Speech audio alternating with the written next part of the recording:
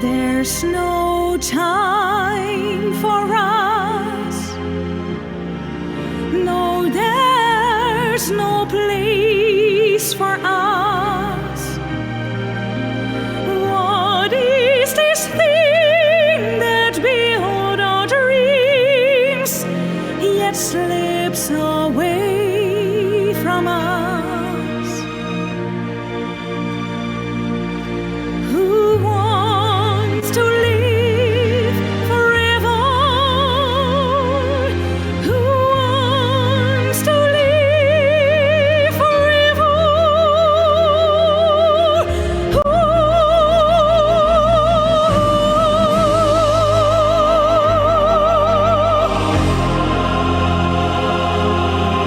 Who dares to love forever?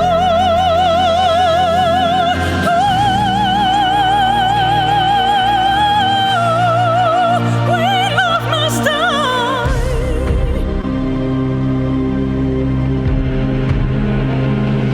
But touch my tears with your lips. Touch my world with your fingertips. Who wants to live forever? Who wants to live forever? Forever is ours today. Oh, it's forever.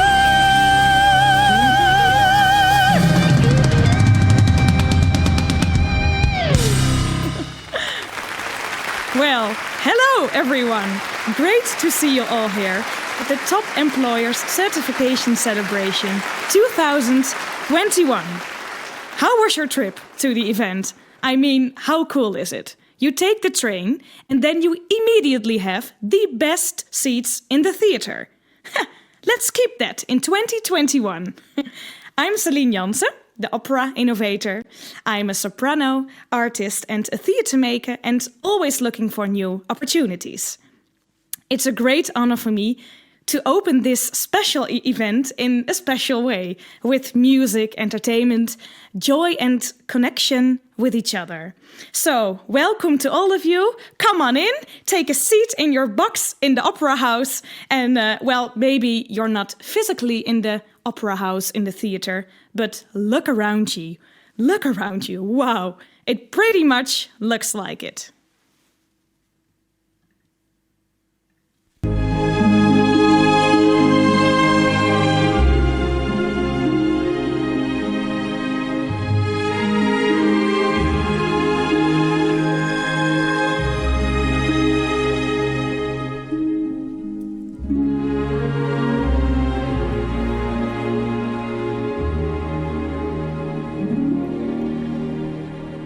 Oh, mio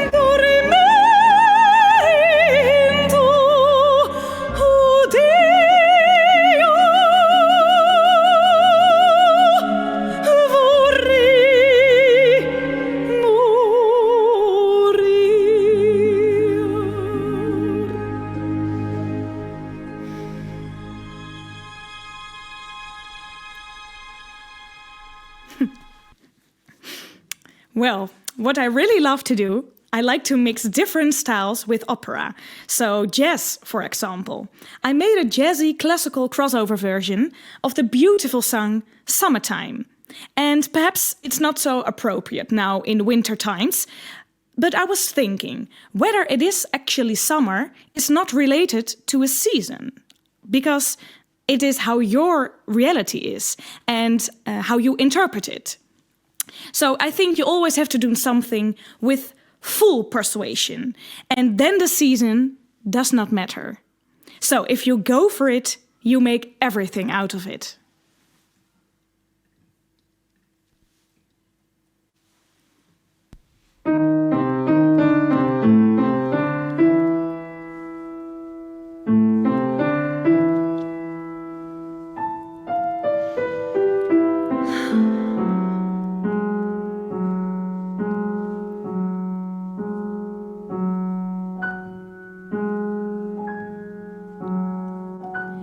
Summertime,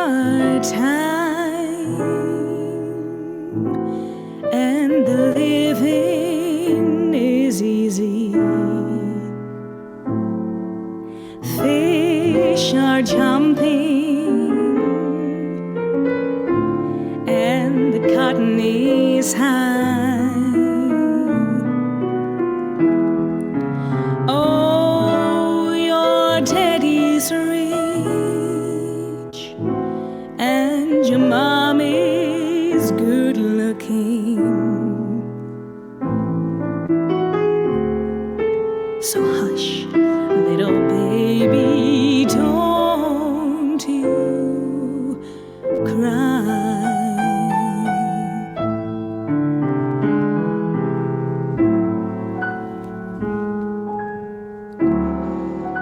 Summertime,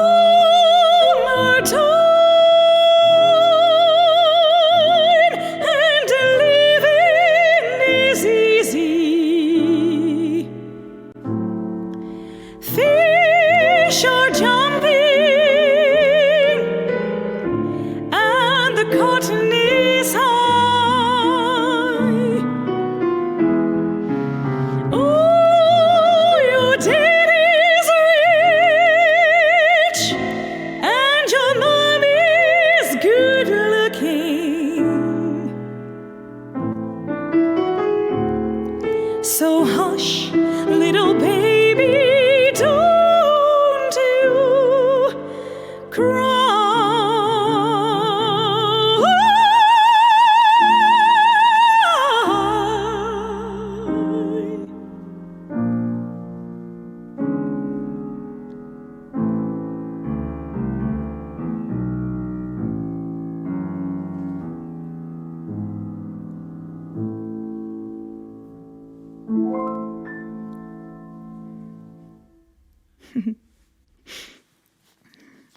Well, as an artist, and I think in every profession, it's always important to put your own personal creative stamp on something, because that's your innovation, that's your future. And in my case, I take famous songs, like the song from Queen I sang at the beginning, Who Wants to Live Forever, and I make them a bit opera-ish. And so I link different styles, pop, rock, jazz, to opera. Well, that's how I'm now trying to bring opera back to the people and also to a new audience. Let's try something out. I'll sing for you for the very first time this song, and I think it's the best James Bond song ever made. Skyfall from Adele. Here's my Skyfall.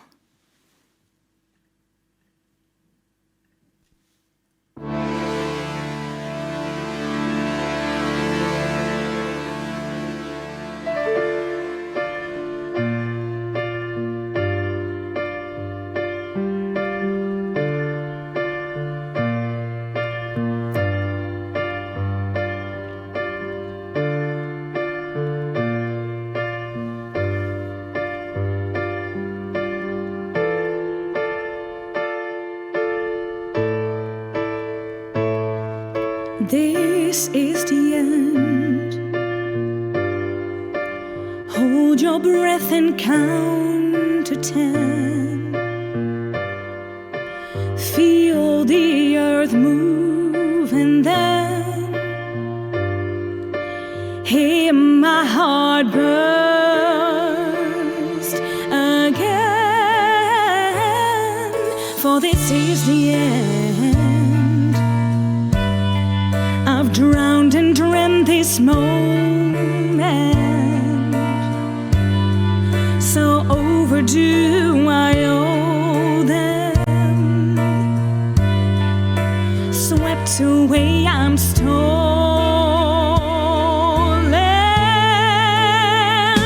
Let the sky fall. When it crumbles, we will stand tall and face it all together. Let the sky fall. When it crumbles, we will stand tall and face it all together at skyfall. At skyfall. Skyfall is where we start. 1,000 miles and poles apart, where worlds collide and days are dark. You may have my number, you can take my name, but you'll never have my heart. Let the sky fall. When it crumbles, we will stand tall and face it all together. Let the sky fall. When it crumbles, we will stand tall and face it all together at skyfall.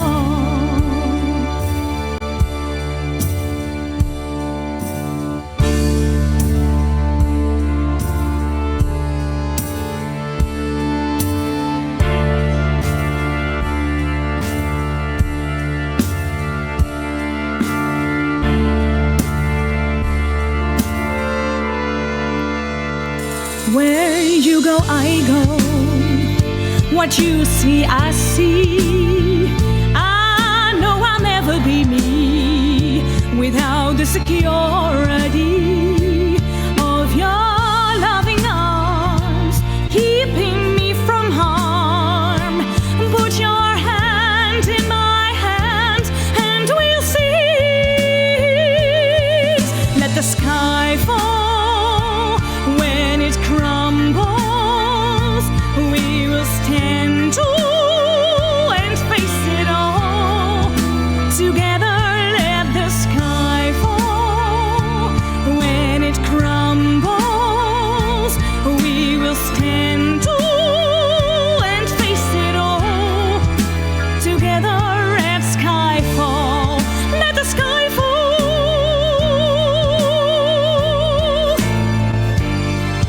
We will stand tall at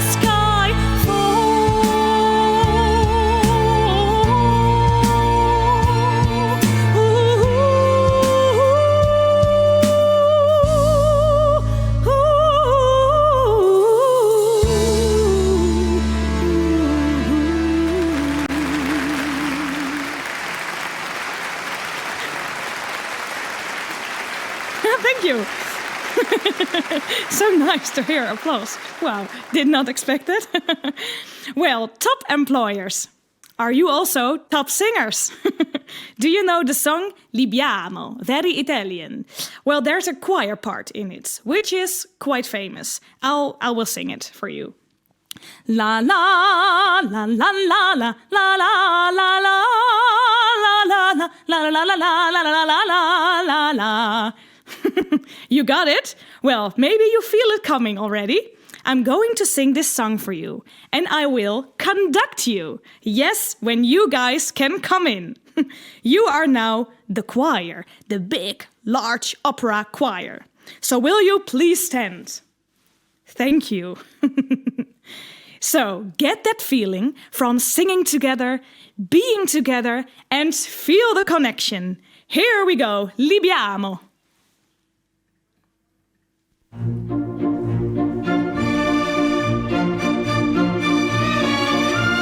Very good. You can just dance with me.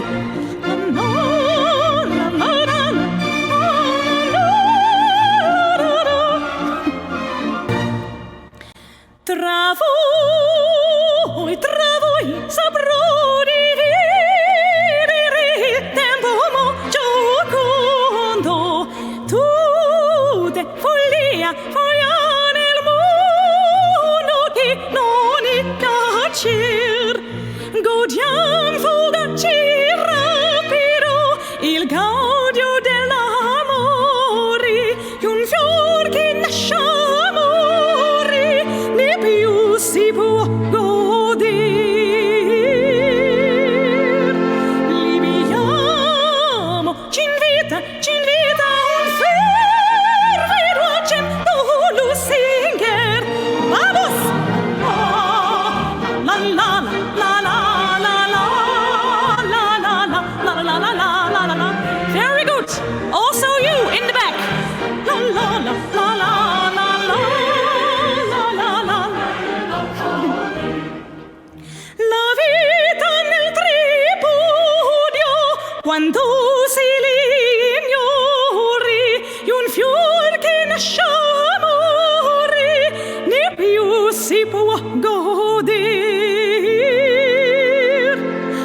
Libiamo la danza, il cantico, la notte dell'iriso, in questo paradiso ne scopra io non podi, ne scopra di, ne scopra di, sì.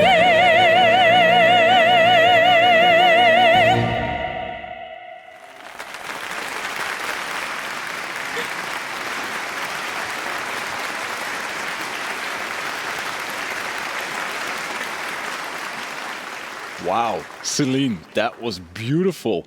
I was like in the backstage with all the speakers fun. I'm not crying, you're crying. And all these beautiful voices, like you said, everybody in the back, and they were really going for it. I saw all the virtual people present here. I really love that. How is it? Thank you so much. How is it for you? Like I can imagine that you're giving it all you got, but it's still virtual, and you're used to physical events. How did you experience this new way of opera in this beautiful theater? Yeah, well, it's amazing because, well, first of all, the place, look around you. It is an opera house, so it feels very familiar. It's coming home for me, and I just feel the connection and the interaction I have with the people at home, that they're dancing and singing together in their living room. So I felt it, and also enjoyed the applause. Yeah. Oh, well, I'm gone, but You can still hear- that's the most. Your voice is it's super important. yeah. Well, yeah. So thank you, but I really enjoyed it. Yeah, and maybe I can. And they also told me, I know this is a dangerous question to ask, but they told me you're only 26. Oh yeah. Yes, I'm 26. Not that that means anything, but so you have been probably singing your whole life as a little kiddo walking around the house doing opera, or am I mistaken?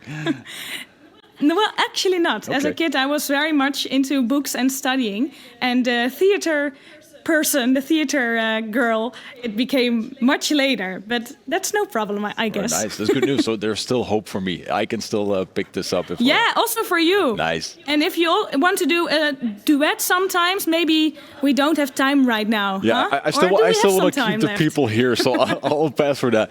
But you're totally right. You warmed them up. I think everybody's pumped. If I'm looking around, everybody looks beautiful. They're sitting, like you say, in their boxes. I see all the logos of all the fantastic. companies here. So I think we're ready to kick this show off. So thank you, Celine. Beautiful. And Thank you so much. Enjoy the event. let's go. Thank you.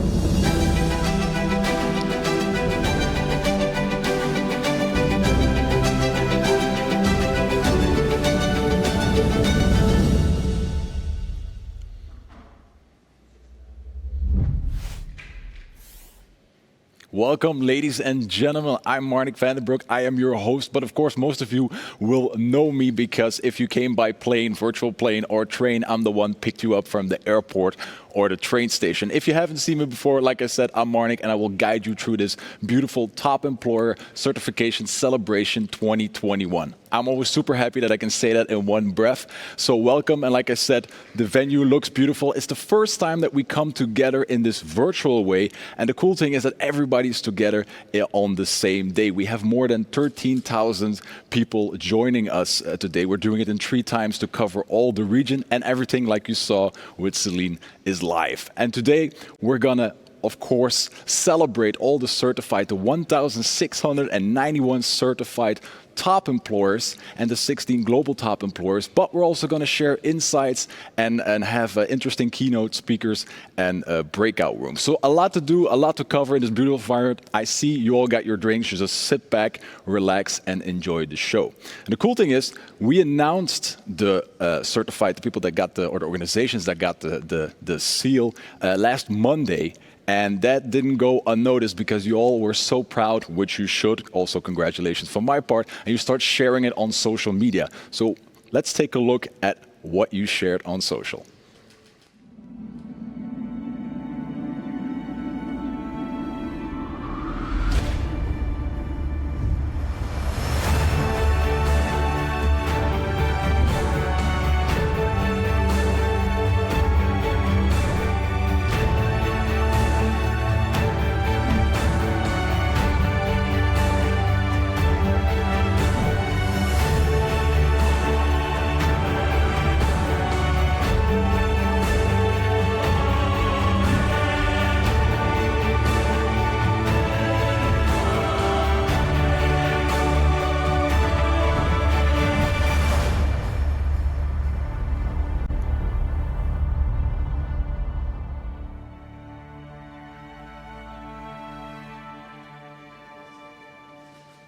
Beautiful, and continue sharing, because also during this event and later you can share everything using the hashtag TopEmployer2021. And to give you an update, we are just over 2,000 pieces of content that you have all been distributing using that hashtag. So continue and keep doing that. And seeing we're talking about creating content, let's do this right here. You're all dressed up for the occasion. The whole team is there in the box. So if you are ready, let's take a group picture of you and your team members on this beautiful day. So here we go. Say cheese. 3, 2, 1, go. Very nice. Very nice. If you want the picture, even if you don't want the picture, we will send it to you next Monday. You'll get your virtual team picture and you can share it online. Hashtag TopEmployer2021. And like I told you, this is a live event. So the conversation with Celine, and we're doing this, like I said, with the time zones three times, which is cool because live means that we can interact. That's why we also have the chat function. And if I look at the chat function right now, you're already sharing team pictures, selfies, people sharing the weather, where they're from. So continue doing that. You also have one-on-one chat. So there are a lot of available tools that you can use now and during the breakouts. But there's also a poll function. So let's do a quick test if you're sharp, if you're ready, if you're pumped for this award ceremony. And now, if everything's right, you'll have the poll popping up asking you, how are you feeling about today's event? Excited, ambivalent, curious, or anxious? Let's see what people say. Everybody's voting. I see the numbers coming in right now. We have currently almost 60% that is excited, which is really good. 2% ambivalent. Curious. I hope for all the people that are curious that we can we manage expectations and you're like, oh my God, I didn't expect this. This is going to be so cool. And 1% anxious, but we're going to take that away. Just have your virtual drink. And like I said, sit back and relax. And it will all go away once we start handing out the, awards, seals, the certified of top employers. Already a big congratulations for my part. And I did now the introduction, but I think it's also time we do an official opening. And who best to do the official opening than our CEO, David Plink, who has been leading this Top Employers Institute for over 12 years and under his wings has spread over 120 countries, regions. So that's beautiful. I think he's the right guy to do it. So David Plink, you're on stage, you're ready. So take it away.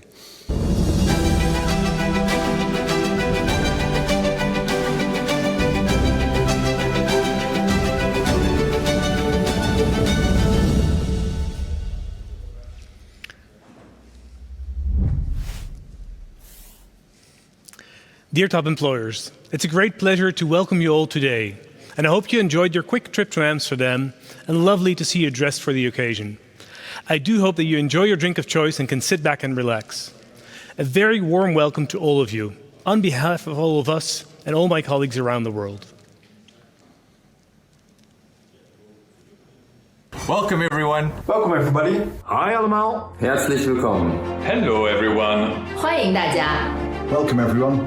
Bonjour à toutes et à tous. A very warm welcome. Ciao a tutti. Bem-vindos. Hola, buenos dias. Welcome everybody. Welcome everybody. Welkom allemaal. Bienvenue à vous tous. Congratulazioni top employers. It's great to be with you all and here's to a fantastic celebration. Te gek dat jullie er zijn. Laten we er een fantastisch event van maken. Lassen Sie uns zusammen feiern. Benvenuti. Buon divertimento. Let's have a great time. Let's have a great event. Quiero disfruten. Let's have a great celebration. It is great to see you all and let's celebrate today. Great to see you all. Let's celebrate.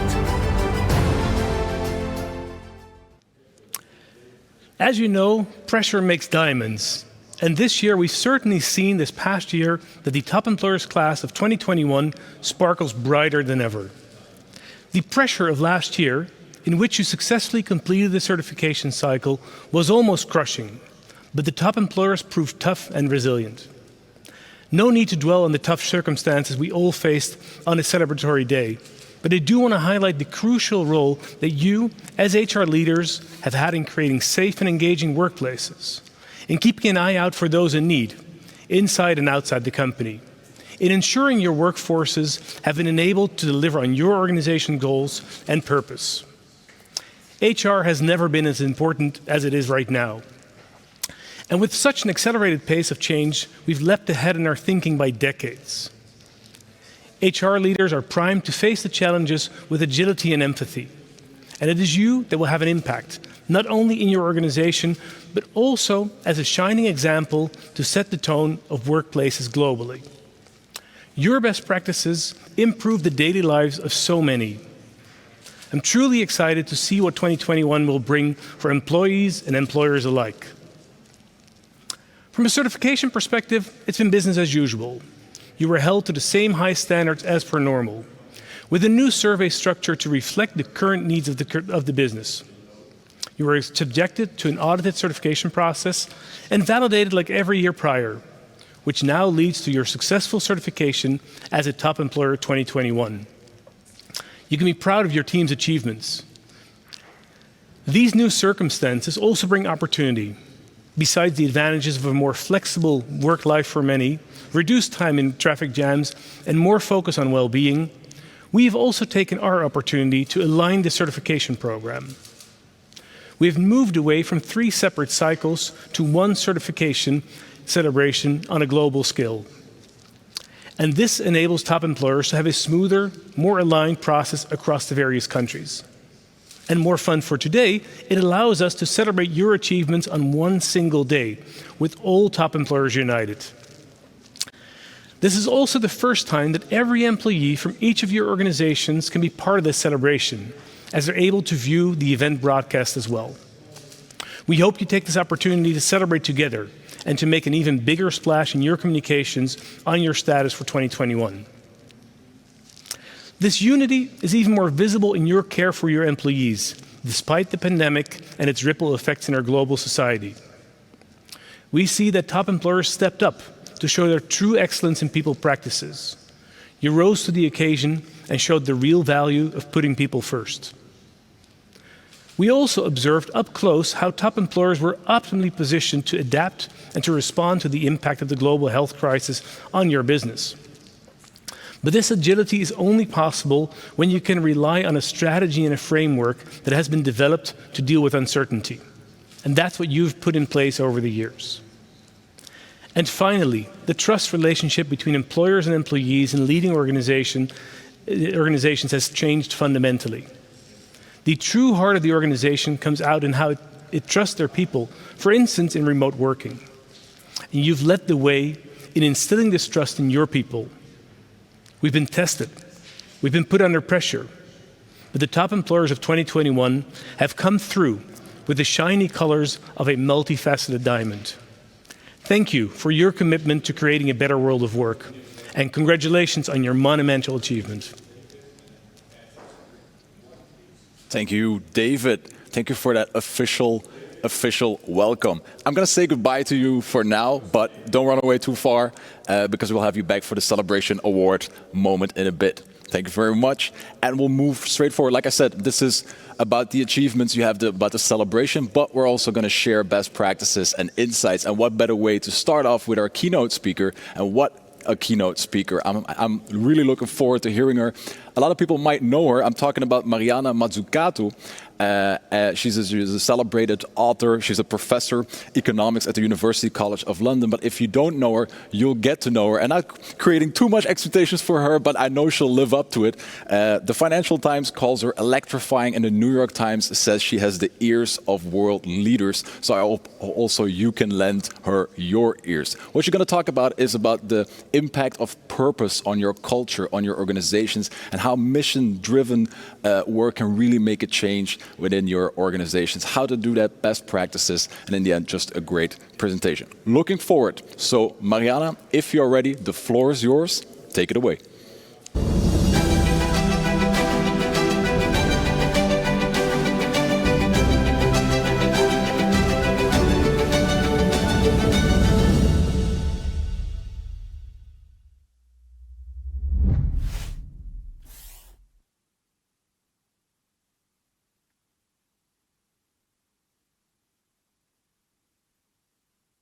Hello there. I was just waiting for myself to be on screen. Sorry about that. So welcome. Thank you so much for that very kind introduction.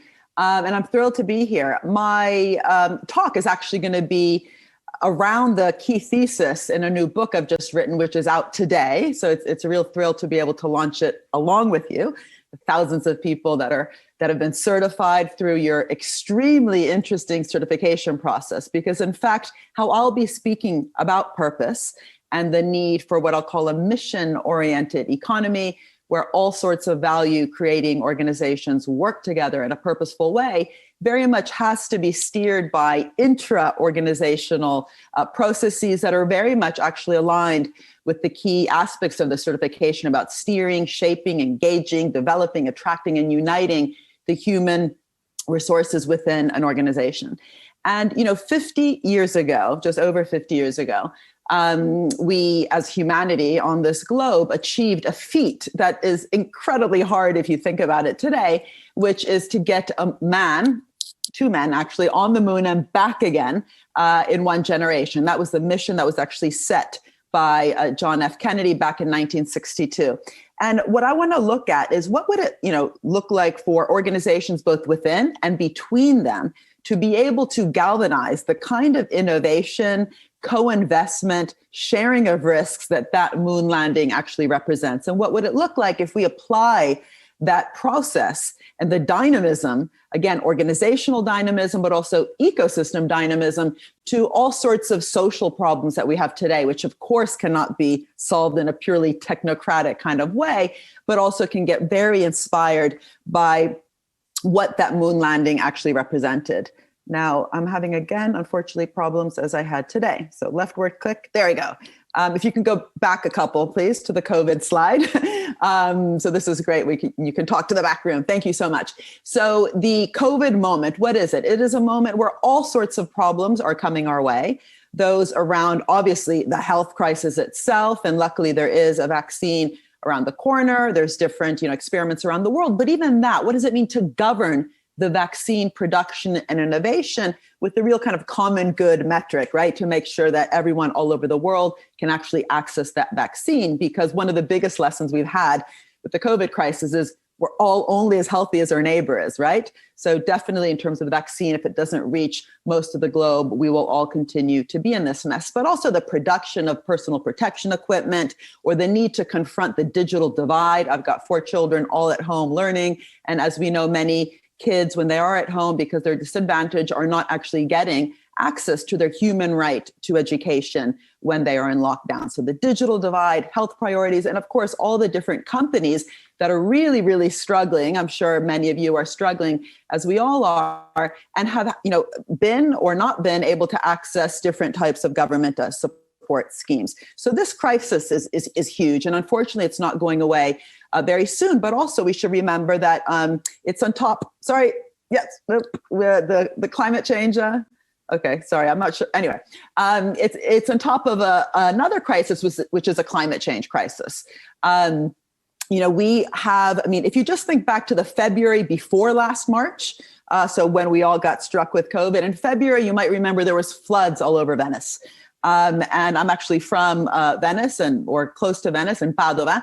And, we've sort of forgotten about that, haven't we? We are all so immersed right now with the COVID crisis, but there's the climate crisis. In many ways, we still have an economic crisis. Many countries have actually not gotten back on their feet again since the financial crisis back in 2007, 2009. So what's so interesting is, what do we do? Do we just move from crisis to crisis, or can we actually, in a much more proactive way, shape the markets of the future? This concept of building back better, which is out there as a slogan, what does it mean to foster a better type of economy, a more inclusive, a more sustainable one, really with purpose at the center of that process? And what's interesting is, last week, or actually this week, Monday, I gave one of the opening talks at the World Economic Forum. I was with Klaus Schwab, who's just written a wonderful book on stakeholder capitalism. And this concept, this idea that corporations themselves must start to change, not just driven by the bottom line, not just worried about quarterly returns, not just maximizing shareholder value, but really implementing this much more dynamic concept of stakeholder value. What does that look like? And if there's one takeaway from these 15 minutes that I'm speaking to you about, it's we need purpose and stakeholder value to not just be a concept about organizational change, but also about inter-organizational collaboration. And this is why I'm going to, in just a minute, bring you to that wonderful feat of the moon landing. Whoops, go back one, please. We're having some technical issues here. And so one of the other things I want to just let you know, just in some ways of my background, I work a lot with governments. I'm currently an advisor to the South African president, to the Italian prime minister, who unfortunately, as of yesterday, resigned, working locally in my own council here in London, but also working globally with organizations like the UN and so on. And one of the things I've seen in my experience globally working with public organizations, let's remember that, it's not the state. The state has many different types of organizations, is that this concept of purpose is also really important in the public sector. Why? Because for too long, we have been wed to this idea that public organizations are there just to facilitate private organizations, to enable, or economists call it fixing market failures, which by definition means you have to wait for the market to fail before you step in. And something recently that was said by this guy here, who you see on your screen, he's a lord in the UK Parliament. He's called Lord Agnew. And he said that he was starting to realize that so many different types of government organizations lacked capacity, lacked capability, and had overly relied on consulting companies. And he believed that that had infantilized them. And so, it was so interesting to me because I've been arguing for a long time that if you are purely about fixing market failures, there's no real reason for you to invest in all the different types of capabilities you require to actually co-create value. So public and private co-creating value together. And, sorry, next slide. I don't know why my computer is not allowing me to move slides. Next slide, please. Yes. And so what I'm very curious about is, let's just pause a minute and remember 50 years ago, we did something extraordinary. Today, we have all these challenges that I just mentioned, the health pandemic, the climate pandemic. And what does it mean if all of a sudden we just step back a minute and say, this has to be solved together. It has to be solved also by confronting that we don't necessarily have the right organizational capabilities, but also organizational culture in terms of all the risk-taking that's actually required to confront, different types of challenges and what I will call moonshots. And especially unless we bring that notion of purpose to the center of the system, instead of at best a question of corporate governance, it's going to be really hard to tackle the challenges that we have ahead. So next slide, please. Sorry, there we go. So I'm going to go through all these different bullet points here, but I'm going to go through them through some nice images. So why don't we leave all this text behind and move on to the next one. What is so interesting about Kennedy's speech back in 1962 is he was really clear that, going to the moon and back was going to be incredibly difficult. He even talked about it in terms of, it's going to cost a huge amount of money. In today's dollars, by the way, it costs close to 300 billion, which sounds like a lot, but it's not that much when you compare it to how much, we spend when we go to war and so on. But he also said it's going to require lots of risk-taking and innovation, of which, a lot of it will fail. Next slide, please. And in fact, what's really extraordinary is at the beginning, in 1962, they had no clue how to get to the moon. In fact, there was 3 different possible ways, and they finally landed on that third way, the lunar orbit rendezvous. But, the amount of also kind of willingness to go after something incredibly hard was quite extraordinary, given the confidence of that speech. Next slide, please. Another really interesting thing that happened was that NASA was quite, taken aback by just how siloed their structure was. They realized that there was very poor communication, horizontal communication within NASA. So one of the first things they did was to say, in order to go after this amazing, target, goal, and mission, we're going to have to look inside our organization to make sure it's as flexible and dynamic as possible. In fact, a tragic story just before the Apollo 1 exploded was that one of the astronauts in that simulation was just getting really frustrated by the lack of the communication that he could hear was going on in the NASA buildings. And he said, Jesus Christ, how are we going to get to the moon if we can't even communicate between our own 3 buildings here in this square kilometer? Next slide, please. And what was really, really extraordinary also is that even though we all know about the feat and the success of getting there, so many of the interesting things actually happened along the way. In fact, one could argue that everything that makes our iPhone smart today, not stupid, was in some ways an outcome of the different types of missions that the moon landing encompassed. Indeed, the internet itself, right, was an outcome of having a specific problem in terms of getting the satellites to communicate. But this slide here just shows you 20 different kind of earthly things that we benefit from today, from baby formula to artificial limbs to wireless headphones to camera phones and so on, that are all spillovers from that feat. Thank you. Next one. And especially, this is sort of my main point, the most incredible thing is this was a massive inter-organizational feat. Lots of different organizations in both the public and private sector. And we sometimes forget the private part of that. There was large companies and small companies involved. The large ones are quite well known: Honeywell, General Electric, Motorola, and Boeing, of course, McDonnell Douglas. But there was also smaller companies. And the way that NASA actually interfaced with these companies was very much about making sure that purpose, a common goal, was at the center, for example, of how they actually wrote the procurement contracts. And so, procurement, something that many different companies benefit from in terms of procuring services and goods for the public sector at different levels: city level, local level, regional level, international level, can actually be designed in a very ambitious way where it's very clear what the outcome is that we're all going for, for example, resolving the digital divide problem in schools, but keeping it very open in terms of the different ways that that problem might be solved. If the public-private relationship is micromanaged and is too top-down, for example, that can really stifle innovation. Next slide, please. And I've already mentioned just, how much this cost. And of course, as many people do, I don't know why they do, they always compare it to cigarettes. So he said this is a staggering sum, though somewhat less than we pay for cigarettes and cigars every year. But again, it's really interesting to think about budgets, right? So an outcomes-based budget is really what the kind of moon landing represents. Instead of the current way that sometimes we put, funding streams in our Excel sheets for different areas without actually thinking, what are we going after in terms of the big picture?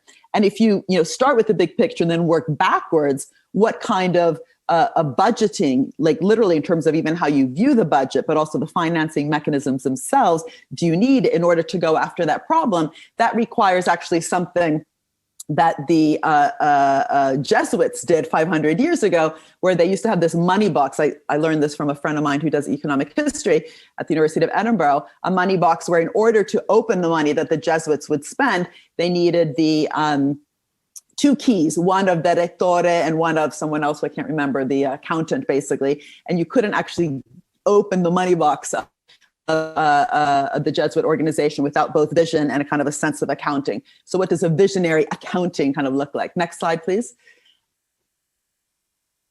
Thank you. And so, really what we need to be thinking about today, as I've been arguing, is not just, the big kind of space shots, but, the Earth shots. And it's quite interesting. I was just told today that Prince William is going after he's organized a big prize for Earth shots globally. But really, the Earth shots are the Sustainable Development Goals. We shouldn't forget that those goals, next slide, please, were actually agreed on globally by every single country. All of you, whichever country you come from, has signed up to these goals. And these look really broad, perhaps, but, whether it's gender equality, quality education, good health and well-being, partnerships for the goals. This, everything I'm actually talking about is the partnership model, life on land, life below water, and so on. But underneath them are 169 targets. And there's somewhere in between the broad challenge and these kind of really concrete targets are this concept of mission. Next slide, please. And missions are really, I think, interesting because they allow us to have, again, a targeted goal, like getting to the moon and back again in a generation, 90% of the plastic out of our oceans, or fighting knife crime in the city. I live in London with a very terrible knife crime epidemic now with underprivileged young teenagers. So what does it mean to start with those bold challenges, but then in your organization and between organizations, really set a targeted goal that can allow you then to also interact as much as possible with also other sectors. Going to the moon and back was not just aeronautics, it required innovation in nutrition, materials, electronics. The whole software industry in some ways was an outcome of that. Next slide, please. And then, what does it mean for us to be able to rethink globally, really, how public and private can work together in such a way to put also purpose at the center of the ways in which we crowd in, this is a bit of economics speak, crowd in different types of initiatives bottom up. And those are those blue bubbles you see there. So, this isn't about putting all our eggs in one basket, but really welcoming as much experimentation in different organizations. But in order to do that, the organization itself needs to welcome experimentation, right? So what's so interesting about this certification process of top employers and those different areas is what does it mean to really also have a culture where you within your organization welcome the experimentation and the risk-taking and innovation, which by definition will mean what Kennedy was quite clear on, which is that we will probably also mess up along the way. Next slide. And this cultural issue, why don't we actually go to the next one where this is for a report I wrote for the European Commission. Thank you. And in fact, we can almost stop at this one once I'm finished talking about it. What does it mean for mission implementation, or let's call it purpose implementation and inter-organizational purpose implementation in terms of the new types of capabilities really that organizations require? The first is also how do you as an organization also interact with any sort of mission setting? How can you bring as many different voices to the table so it's not a top-down process? Of course, actually, the Apollo mission was quite top-down, but our societal wicked challenges today really do need much wider a group of voices and debates to have. How can we have impact-driven targets? Missions, by definition, should actually be designed in such a way that you can say yes or no, did you achieve it? But also along the way, perhaps you've set the wrong mission. How do you know when to pivot, how to pivot? How can you remain really flexible and adaptable and not just stick with going where you're going just because someone had made that decision? And this notion of a portfolio management, making sure we're not putting all our eggs in one basket, but having a portfolio approach towards trying to achieve a mission so that it also, again, keeps open the possibilities really of serendipity, which has always been a very interesting feature of almost all innovation processes. You might know Viagra today is being used for one thing. It wasn't meant for that. It was meant for the heart, and then something else came up. That is very, very common in innovation processes. So being sure that one's own organizational culture welcomes not only uncertainty, but really also some of that serendipity and feedback effects, and open to constantly revising one's own understanding of the environment. Accountability, very important. So on the one hand, not fearing failure, but making sure we're not just kind of failing along the way and not learning from that. Connecting and engaging with citizens in your own communities, extremely important, I think, in terms of that mission setting. And that sort of comes back to that first point.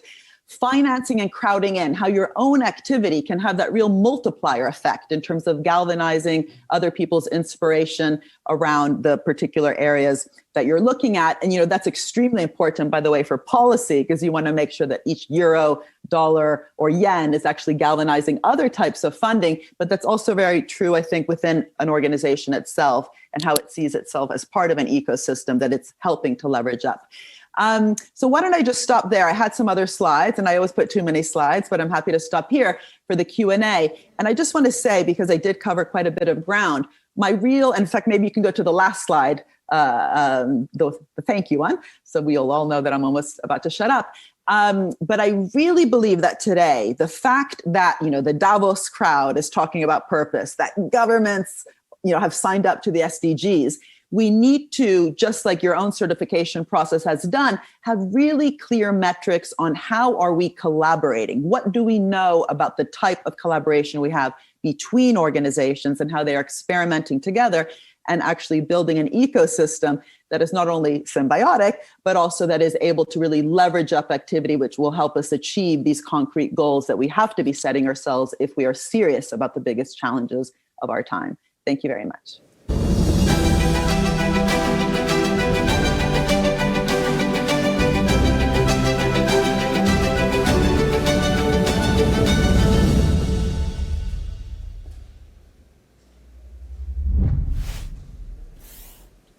Thank you, Mariana. Wonderful presentation. Thank you so much. And for all the people they're talking in the chat, I would also say give a digital clapping emoji applause for Mariana. She can't hear you, but you probably can see it. So thank you very much. Also, you have something to celebrate because I saw the new book Mission Economy popping up, and if I'm not mistaken, if I'm informed correctly, that is launching today. It's also today. There yes. you go, big day for you.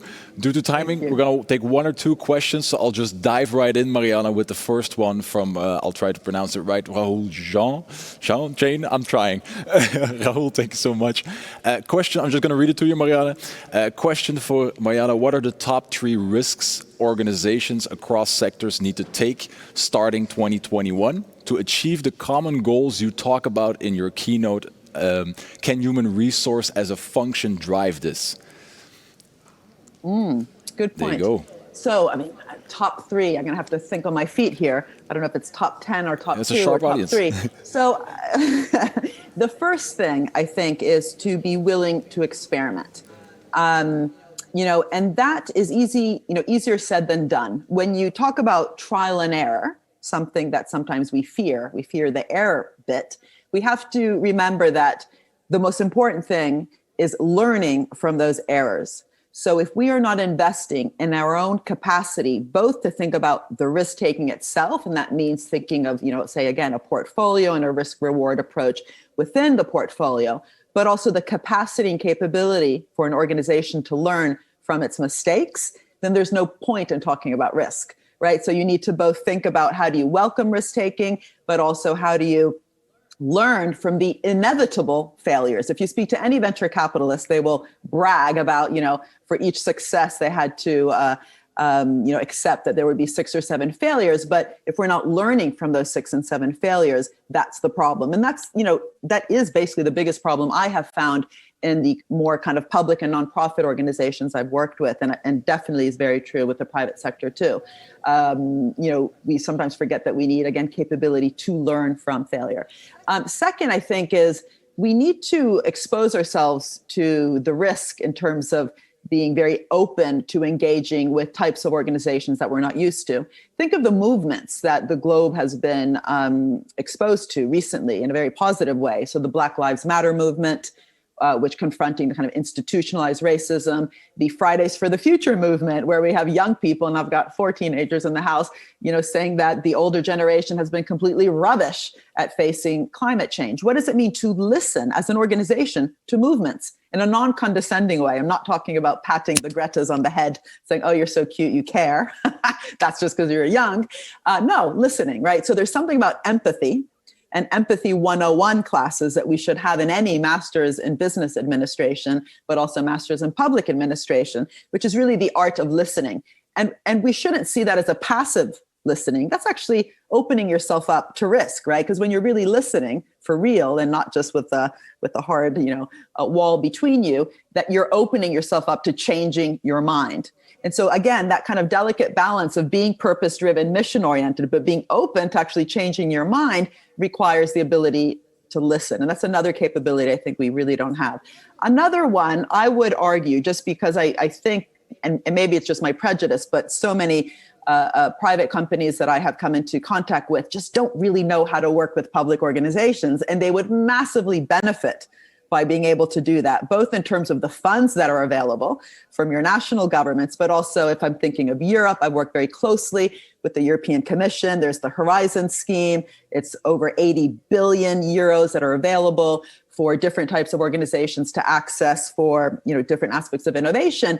Learning to see the public sector not as a big bureaucracy, kind of slow and inertial, but sometimes the inertia is on the private side as well, not having actually invested in understanding how these organizations work and how you can actually partner and access these benefits in such a way that could really help your own organization. But again, that means you have to open yourself up to going against some stereotypes and actually potentially beginning that relationship thinking, hey, this is going to be a great collaboration between two types of value creating institutions, one in the public sector and one, say, your own company in the private sector.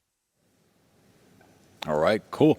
I think that really that empathy, that really listening, that is the key thing that I think also gonna in 2021 be very determining in the success of culture, organization, and driving that purpose. Due to timing, the backstage crew is signaling me that we don't have that much time there, but still people are asking questions, so I want to give them the opportunity. So if you can keep the answer short, I still want to give them the opportunity to pick your brain on this. It's from Raquel. Culture takes time. What will be the basis to create a sustainable path? That's a great question. You asked me to answer these questions quickly, but they're too big and smart. Okay, a sustainable path. I mean, can I just say one thing about culture? Because I'm not sure if this is how it's being used, but when we think about culture, let's remember that the big word culture is also about the creative sector and how we as people, but also our organizations can become much more creative. I can tell you that all the kids I know of different ages, let's say from 10 to 20 today, know one of the missions that I've just talked about, probably just one, the plastic-free ocean one. And that's not because they heard a minister or a business leader talk about it, or God forbid, an academic, but they probably saw The Blue Planet of David Attenborough, where that last episode had all those dolphins choking on plastic.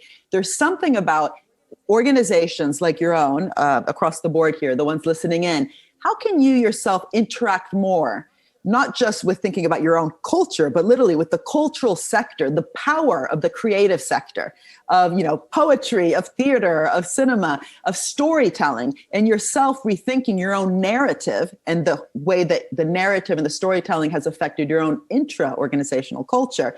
But I really welcome us all to interact more with the creative sector, really seen broadly, even those people who see themselves as spoken word artists. I don't know if you heard that wonderful poem at Biden's inauguration by that young woman. She's a spoken word artist. What would that look like for ourselves within our organizations to really value that spoken word aspect of talking about our own cultures within our organizations in order to confront these really important challenges we have out there? All right. That was nice. That was short, brief, to the point, and it made perfect sense. And indeed, it was a poem that touched us all. Thank you so much, Mariana. Success with the book. Really love the presentation. People can connect with you later. They're still coming into the chat with their pictures and their questions and their applauses. So really enjoyed it. This was Mariana Mazzucato. Thank you so much.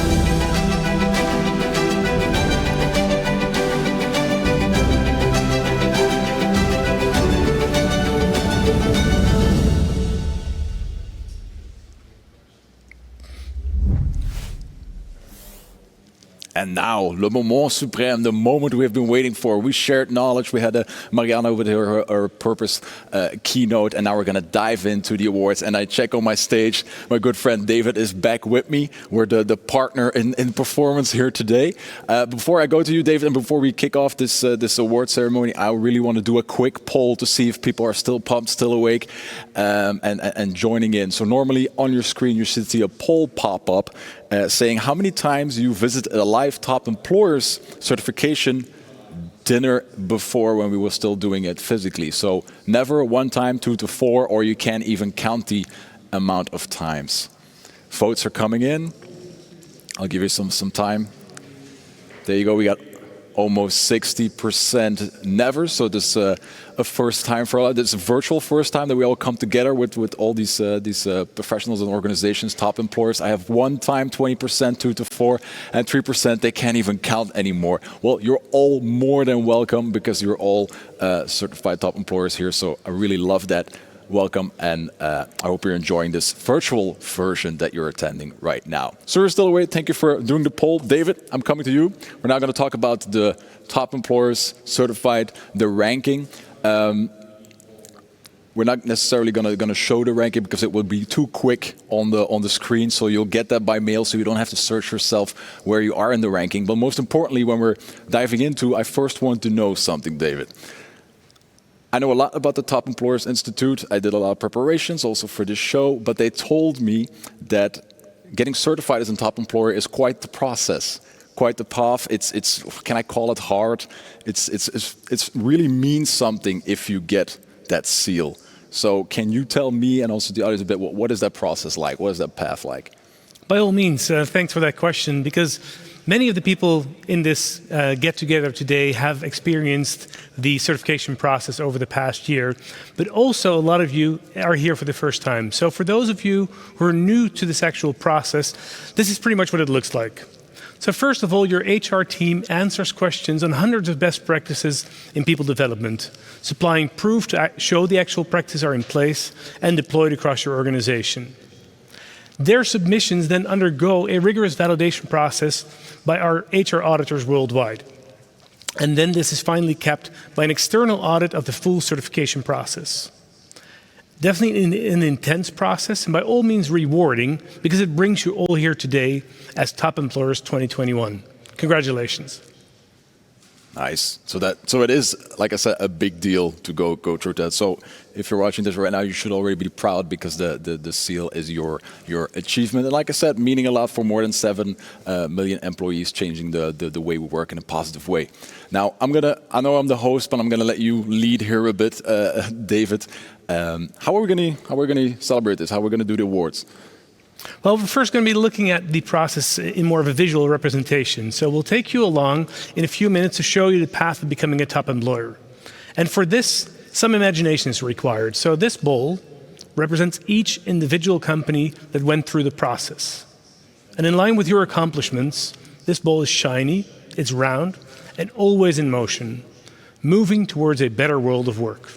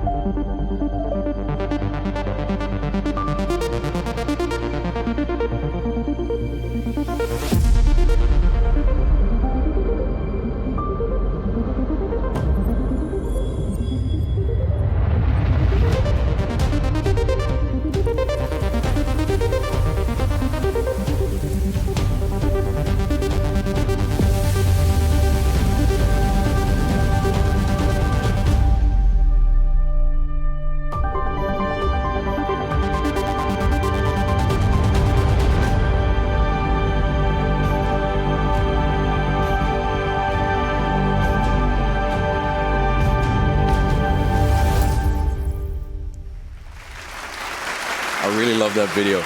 Every time I see it, I get goosebumps, and it's really mesmerizing. I really like that. And like I said too, it's 1,000, like, as you saw in the video, 1,691 top employers already. Congratulations on that. 7 million lives, like I mentioned before. 120 countries. That's amazing figures, and you should all be proud. But David, they told me that there's also a special group of top employers that you would like to announce to our stage here. Absolutely, Marnik, that's true. There's a special group that we've created since 2015. We have certified companies that excel across the continents and on a global scale. These global top employers that will shortly be unveiled have been successfully certified across the world in at least 20 countries each. They shine for their consistency in enriching the world of work on a truly global stage. And we're proud that this group is ever growing. This year, there are 16 global stars, together with 547 of their subsidiaries.